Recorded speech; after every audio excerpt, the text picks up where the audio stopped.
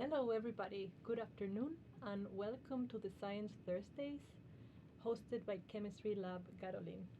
My name is Ana Álvarez and I am an atmospheric scientist, and I'm really excited about the topic that I'm bringing today for you: clouds, the making of. In today's brief talk, I'm gonna talk about how clouds are made, but we are also talk about the basics of clouds. What are clouds, type of clouds, and we'll discuss a little bit about the connection between clouds and climate. But before we start, I should introduce myself. My name is Anna, as I said before, and I'm an atmospheric researcher at the Finnish Meteorological Institute. In there, I conduct my research focusing on the interactions between clouds and aerosols. I'm originally from Spain, and it was there back home where I completed my bachelor, master's, and Ph.D. studies. But as is illustrated in this slide, I'm a multifaceted person, and on top of doing research and science, I'm an expert on science outreach and education, and I have a special interest in exploring the artistic approaches to science. But now that you know about me a little bit more, we can get started. It was not too long ago when I discovered the artworks by Bernard Smilde. He's a Dutch artist that is specializing in creating images of clouds floating in unique settings. When I first saw these images, my eyes couldn't believe that the clouds were actually real. I thought, well, this guy must have very good photo editing skills. But then I got curious and I started doing a little bit more research about his work. And I was really surprised to learn that the clouds that he makes in his images are actual real clouds. There are pictures of clouds made in those places. But how is that possible? How can he make clouds? And I think I was so surprised because deep down I know that in those places a cloud cannot form, cannot develop naturally. So I got this inspiration to try to explore how technically this guy makes clouds inside these places. How about if we unfold together this topic? But first of all, let's go back to the basics so we make sure that everyone is on the same page. So let's think a little bit and talk about what are actually clouds. Clouds are no more than visible accumulations of tiny water droplets or ice crystals in suspension in the atmosphere.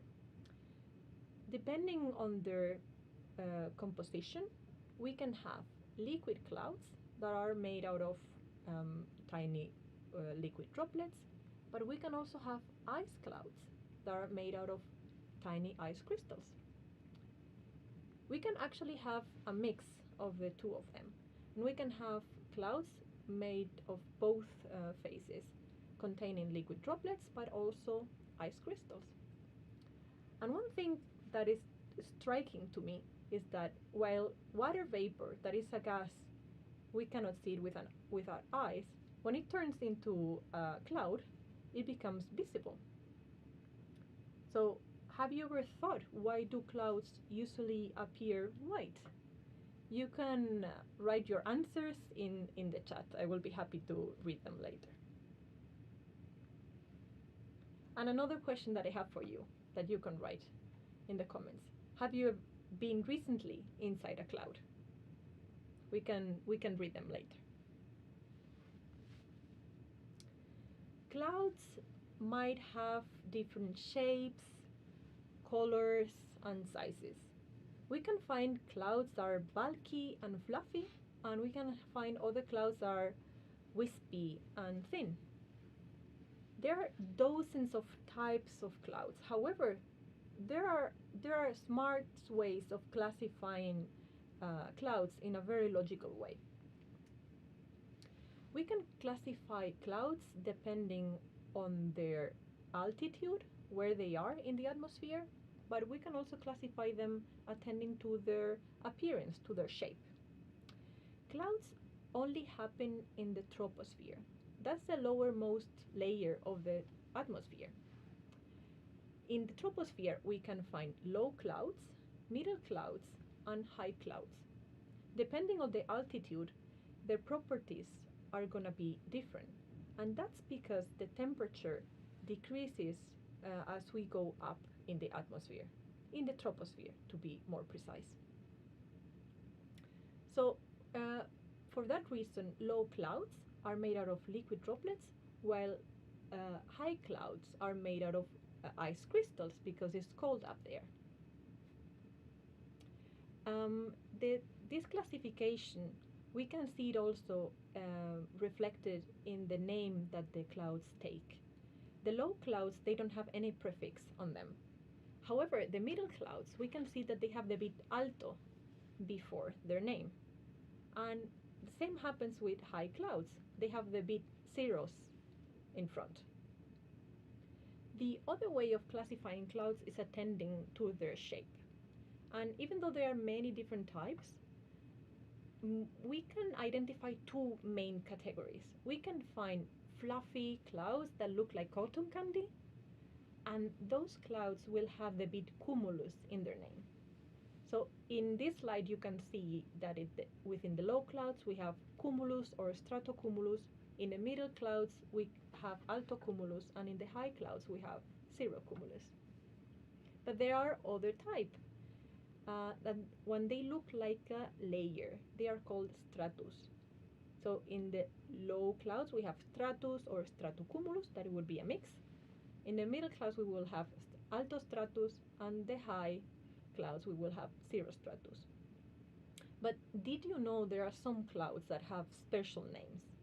For example, fog is just a stratus cloud that develop very close to the ground.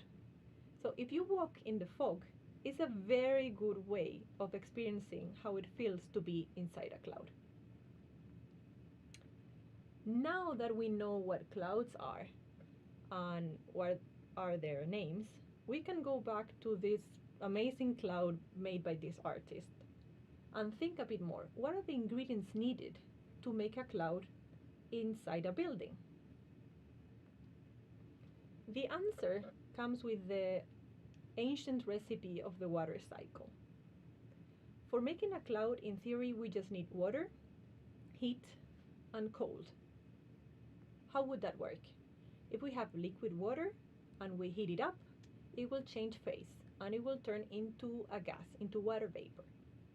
When we cool down that gas, it will come back to a liquid or solid form, depending on how cold it gets, closing the circle of water. But how does this happen in nature? Where do these ingredients come from? With the water it's kind of easy because we have the oceans, lakes and rivers providing the water, the liquid water that we need. For the heat, we also have the sun, that is like the source of energy that fuels our planet. But how about the cold? Where do we get the cold from? In nature, for making clouds, the cold comes through a process called adiabatic expansion. Let's think of a parcel of air, warm air, very close to the surface.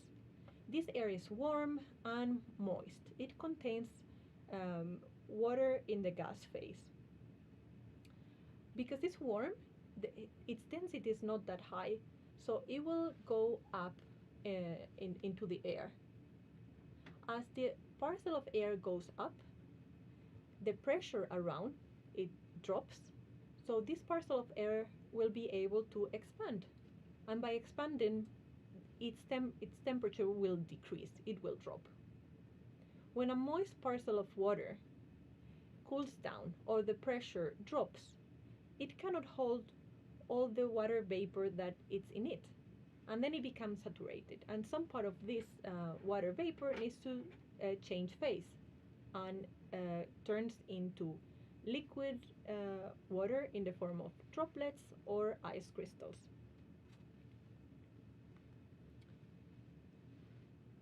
this happens naturally in the atmosphere, but have you ever made a cloud at home?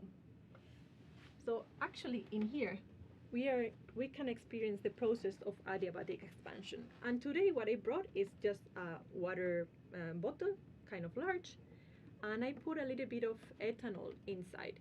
We are gonna make this little experiment with ethanol instead of with water.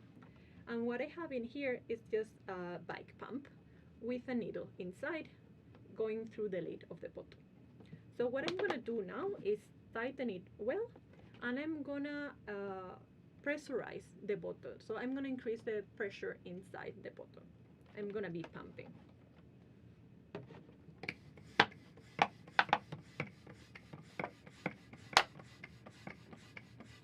So in a bottle, we cannot do what actually happens in the atmosphere. In the atmosphere, we go from atmospheric pressure to lower pressure. But in here, we are gonna go from very high pressure to atmospheric pressure. But the effect is gonna be the same, an adiabatic expansion. We need to pump a little bit more.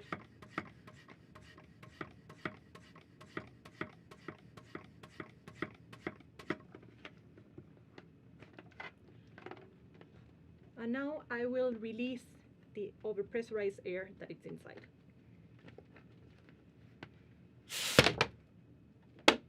So as you can see, we have made a cloud. So this adiabatic expansion, releasing the pressure, made the air inside to cool down, making the, in this case, ethanol in gas phase to condense into tiny droplets, but very visible. So this is exactly what happens in nature. Instead of with ethanol, with water.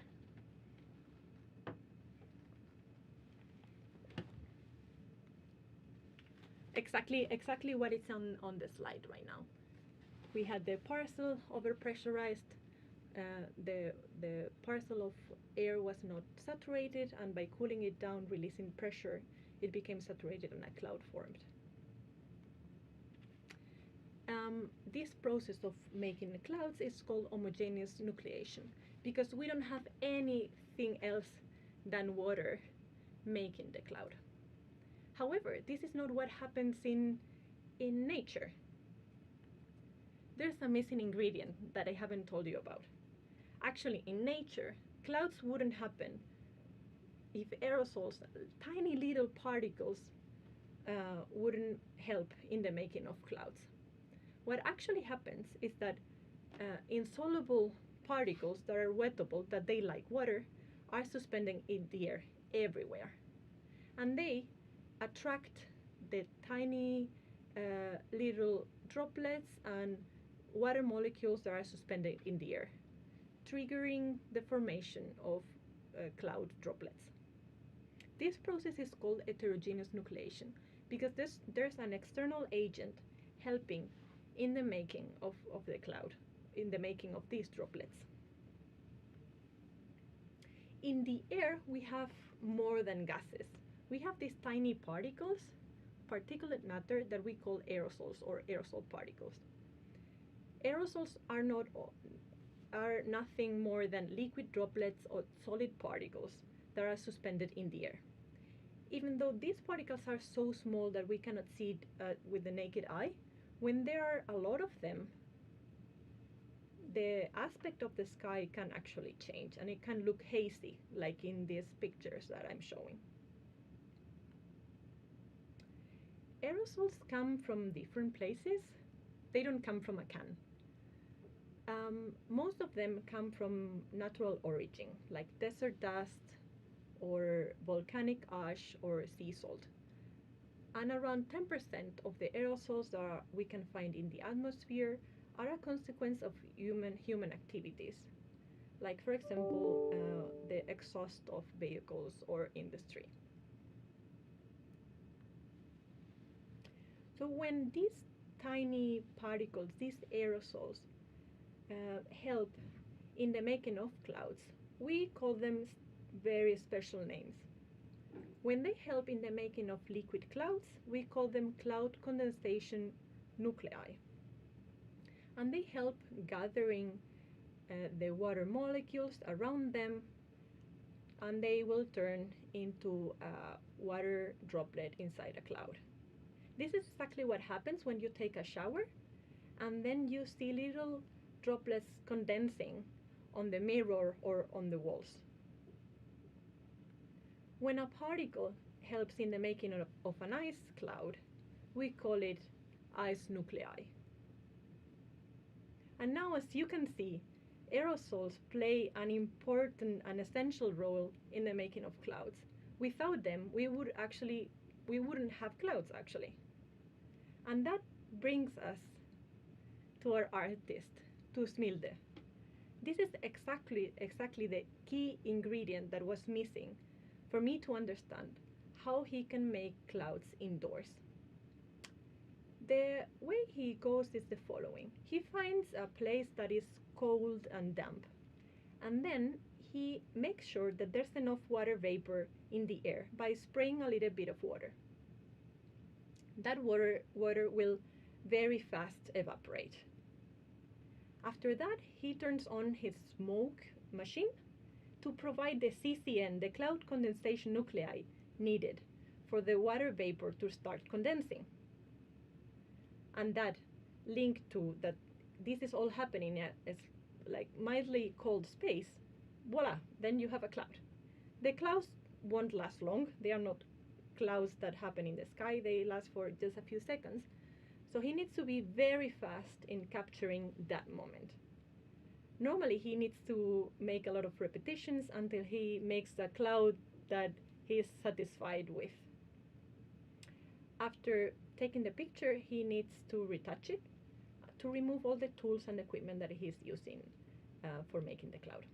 But now we know. Now we know that one, in theory, could make a cloud indoors. At the beginning of the presentation, I promised that I would talk a little bit about clouds and how they are connected to climate. And this is of special relevance in these times of global warming that we are living in. To understand why the temperatures the temperature of the atmosphere is rising, we need to take a look at the amount of energy that it's entering our Earth system and the amount of energy that is going out. The Earth's radiation budget is the accounting of the balance of the incoming radiation, mainly solar radiation, and the outgoing radiation, that is partially solar radiation reflected back to space, and partially long-wave radiation emitted by the Earth system and the atmosphere. When this balance, this equilibrium, it's broken, then the temperature of the atmosphere can vary, can increase or can decrease. The factors that can alter this equilibrium are called climate forcings. And there are many climate forcings that can affect this equilibrium. Some of them are, for example, increased concentration of greenhouse gases, volcanic eruptions that can release aerosols that are reflective, or other aerosols emitted by human activities that are normally absorbing and trap energy.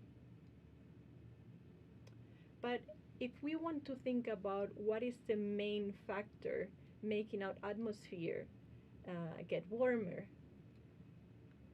there's a short answer, and it's the increased concentration of greenhouse gases, specifically the increased concentration of CO2 that is being emitted when we burn fossil fuels in our daily activities. We can think of these climate forcings as t-shirts with different colors that we can put on our climate. When we have a climate forcing that which its effects is net warming, it's like putting a black t-shirt on our planet. It will feel warmer. But for example, other climate forcings will have a net cooling effect, and it will be like putting a white t-shirt on our planet, kind of reflecting back a bit more energy. But what happens with clouds? Do clouds play also the role of climate forcing? What is their interaction with climate? Clouds are actually really important to climate, mainly in two ways. The first of them is they are a key element in the water cycle. Without them, we couldn't transport huge amounts of water from one place to other place. But also, clouds interact with radiation, so they can affect this balance, this radiative balance in the atmosphere. But clouds are a bit tricky when interacting with radiation because they can both cool the atmosphere and warm the atmosphere. They can both reflect sunlight back to the space, having a cooling effect, but they can also reflect back to the ground long wave radiation emitted by the Earth, having a warming effect. So what is the overall effect, net effect of clouds? That is going to depend on the type of clouds. Clouds that are very close to the ground, low clouds, they have a net cooling effect. They reflect more energy than they trap. However, high clouds, cirrus clouds, they have a net warming effect. So they warm the climate. Nevertheless, the radiative properties of clouds are linked to their microphysical properties, to how they look inside them when we look at them with a microscope. As we just saw, aerosols can act as a cloud condensation nuclei. So the amount of aerosols that we have and the type that we have, it's going to affect the type of clouds that we can produce and also how they interact with radiation. When we have a very clean environment with very little amount of aerosol particles, the gas vapor that is available will be distributed in fewer particles, so the droplets will grow bigger. As a result, the cloud that is formed will have a low albedo. That means that will reflect very little radiation back, won't live for too long, and might lead to precipitation. But in a scenario with more aerosols, maybe a more polluted environment, the water vapor will need to be shared among more particles. So the droplets will grow not that much, so they will stay small. The resulting cloud will have different properties in terms of radiation and also precipitation. It will be able to reflect more light, it will last longer, but it might not bring rain or precipitation. So when thinking about the interaction between clouds and aerosols, trying to figure out what is the scenario about aerosols, how many aerosols and what type we will have in our future climate, it's essential to figure out what are the clouds that will be formed then in the future if the conditions change. And just to wrap it up, let's go and take also a look to what happens with cirrus clouds. As we mentioned before, cirrus clouds have a net warming effect.